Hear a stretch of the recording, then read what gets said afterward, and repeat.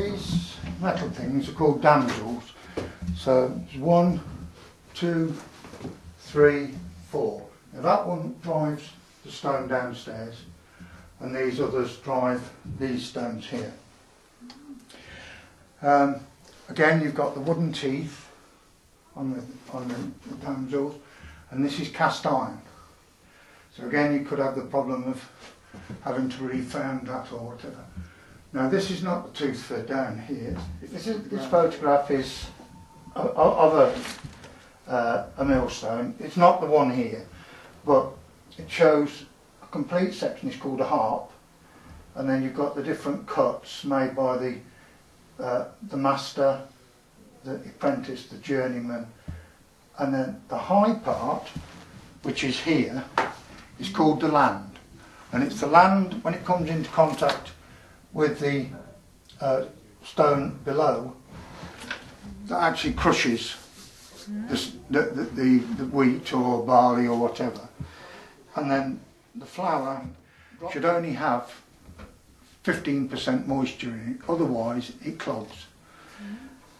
And what you then have to do if it clogs, or what they used to have to do, you used to have to lift the stone, force it up, and use one of these to raise it to, and then get the other side, lift that up so that it was above the stone, and then you'd brush it out or use the stone dresser to get the muck out of the grooves. The stone dresser can also be used for, if the grooves get worn down, which obviously they do, and you can use that to deepen the groove.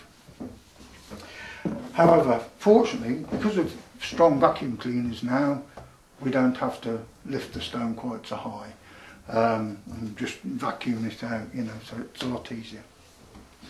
This again is a Derbyshire grit stone, and that one over there is Derbyshire. Well, these two surrounds, they're new, well, done in 1998 by a local carpenter. But on this one there's marks 1, 3 and 2, so it's like a 3-piece jigsaw. But so you get them exactly right in place, he's built in the marks, so 1, 1 on there and 2, 2 on that side. So that's again the 3-piece jigsaw. Now moving over to this stone, so it's a lot finer. If you'd like to have a feel, you can actually see how smooth it is.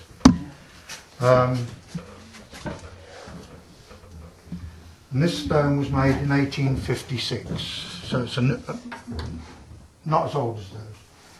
But on here, there's a little cross that's been built in, and that's when the stone was less, so that it would work properly.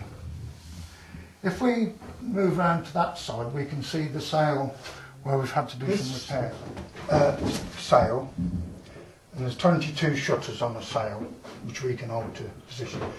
But we had a small hole come about like that on the leading edge.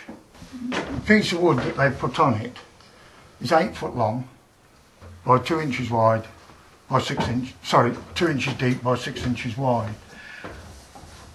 That caused the sail to be out of balance. This made the sail out of balance. So they've had to take 2 of the shutters off the bottom 2. It doesn't actually affect the sail now, but it does mean that we've got that gap.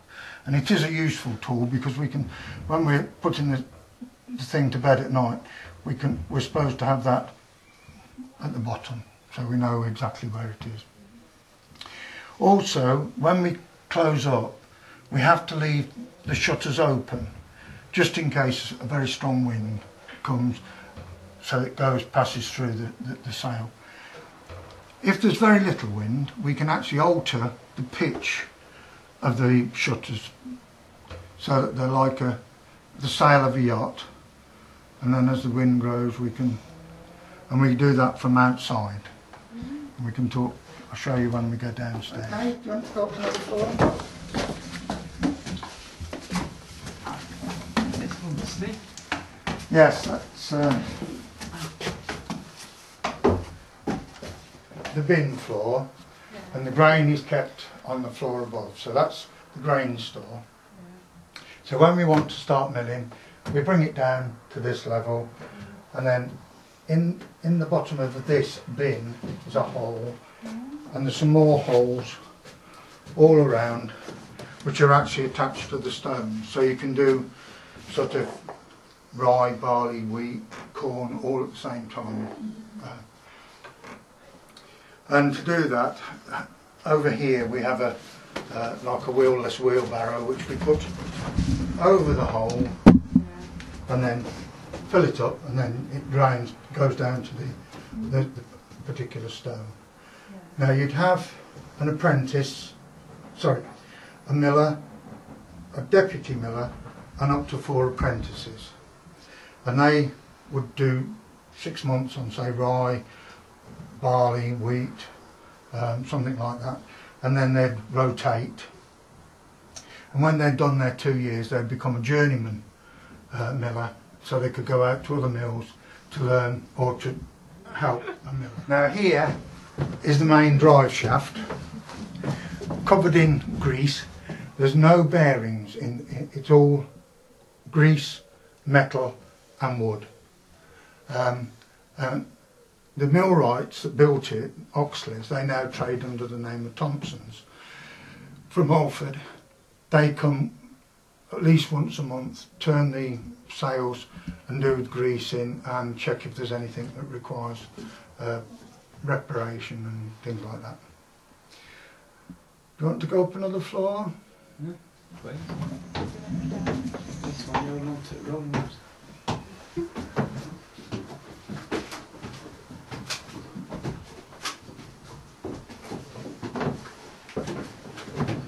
Where the grain's stored, and this floor above is the dust floor, so to stop the dust going up when it's into the workings. There's not a lot to see apart from we've got right where the points of the compass are. So this is south over here, north there and west there. This rotates, and if you look up you can see some of the workings. Right round the cap is a gearing. So when the fantail, which is opposite where the sails are, that rotates vertically, and it causes, that's when the wind blows, the whole of the cap, that's the wooden part, to rotate, so the sails are always facing into the maximum wind. So we don't have to do anything about that, that works day and night. Up there's 2 big cogs. The main power comes from obviously from the sails, and at about 45 degrees, and then it meets a wheel with wooden cogs again that drives the main shaft. And at night we have to lock the main shaft or the main wheel in so it doesn't move. At the end of the basic tour in the mill, if you want, we can go and see the diesel engine, and we've also got a small museum and a gallery of milling, which is where the wooden patterns for the metal cogs are made and everything else, because you don't sort of go to somebody like Wilco's and say, oh, I need a cog. So they're all made individually. One of the things that many people don't know is each floor is 2 feet less or narrower than the floor below, so it's sort of like that.